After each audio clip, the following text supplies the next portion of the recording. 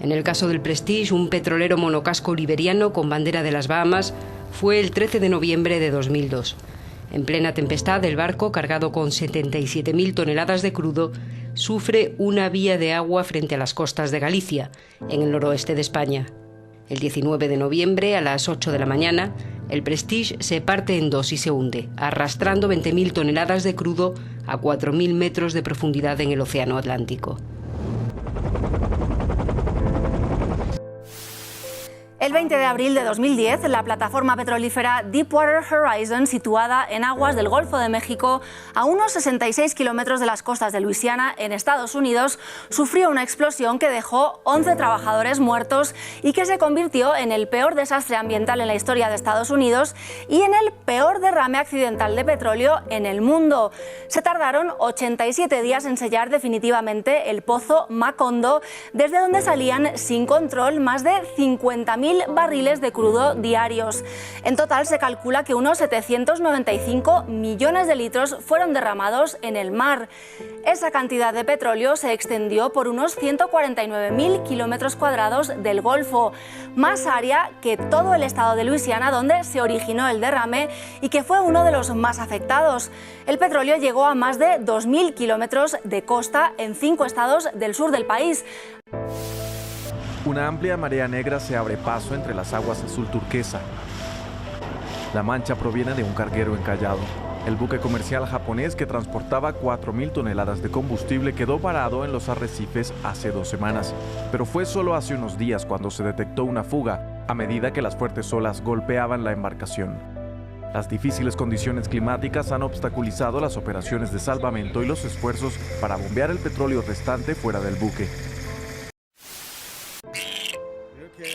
Aves contaminadas, peces y lobos marinos muertos. Es el impacto ambiental que deja el derrame de petróleo en las costas del sur de California. Lo que es frustrante es que estamos en 2021 y estos derrames se han producido desde que la extracción de petróleo ha existido. Y a pesar de los avances en tecnología, a pesar de las nuevas regulaciones, esta industria continúa eludiendo las normas, ignora las regulaciones y continúa contaminando.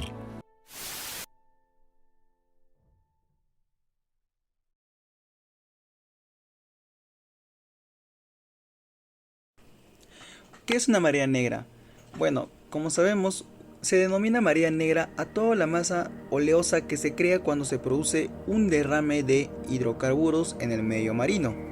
Esto se trata de una de las formas de contaminación más graves, pues no solo invade el hábitat de numerosas especies marinas, como podemos observar, sino que también en su dispersión alcanza igualmente costas y playas, destruyendo todo tipo de vida a su paso, e incluso lo altera muy gravemente. A la vez se generan grandes costes e inversiones de limpieza, depuración y regeneración en las zonas afectadas. También tenemos que un estudio por el Luis Figueroa, que es un ecólogo marino de la IFOP, nos explica que los hidrocarburos derivados del petróleo son fluidos altamente complejos que están compuestos por partículas coloidales, tales como los asfaltenos, resinas agregadas, dispersas con una solución de naturaleza aromática o a la vez alifática mixta, que al llegar al mar se le conoce como marea negra.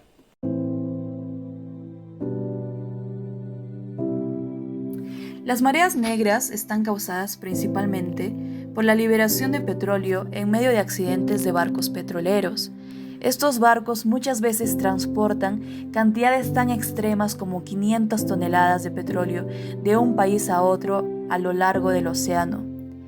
Los barcos más expuestos a sufrir estos accidentes son los buques monocasco, es decir, aquellos cuya cubierta exterior está hecha de una sola pieza, a comparación de los actuales barcos multicasco, los cuales están hechos de varias piezas que permiten tener una mayor resistencia a la fricción.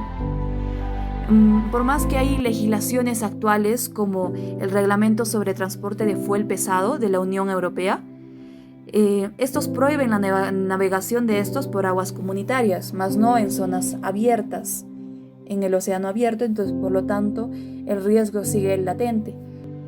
Si bien estos accidentes son los más impresionantes y contaminantes, se dan muchas veces fugas de las cámaras de almacenamiento del petróleo a lo largo del tiempo, poco a poco sin que nos demos cuenta, y son igualmente contaminantes.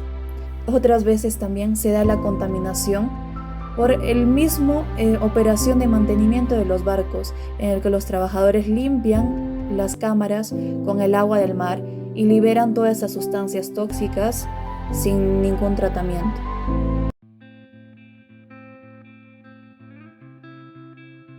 El ecosistema acuático es el más importante del planeta, si hablamos de diversidad.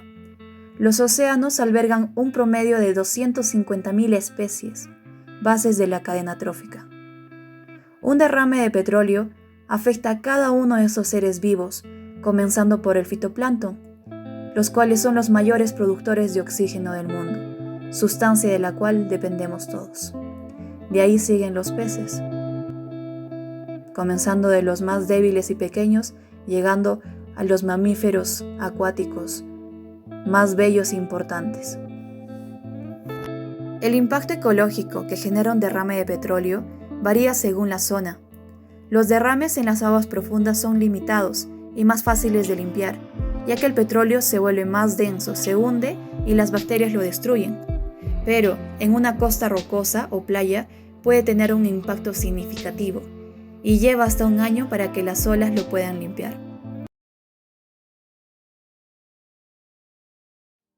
Medidas preventivas, leyes y reglamentos para el transporte de petróleo, la cual hace referencia a la ley número 26.221, que es la Ley Orgánica de Hidrocarburos promulgada con fecha el 19 de agosto de 1993. La reglamentación que se somete para su correspondiente aprobación contiene las normas que regirán los aspectos de seguridad en las actividades por hidrocarburos.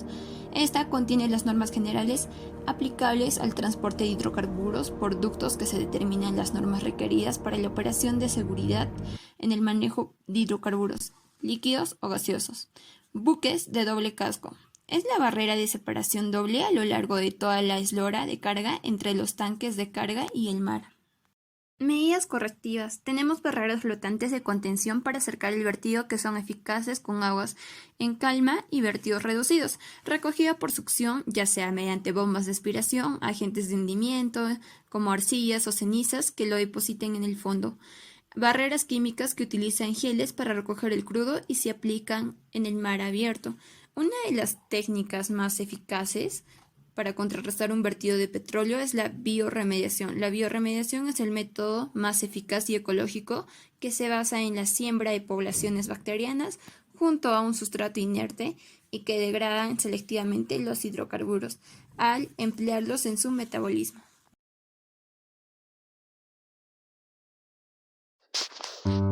El 20 de abril de 2010, la plataforma petrolífera Deepwater Horizon, situada en aguas del Golfo de México, a unos 66 kilómetros de las costas de Luisiana en Estados Unidos, sufrió una explosión y que se convirtió en el peor desastre ambiental en la historia de Estados Unidos y en el peor derrame accidental de petróleo en el mundo. Se tardaron 87 días en sellar definitivamente el pozo Macondo, desde donde salía sin control más de 50.000 barriles de crudo diarios.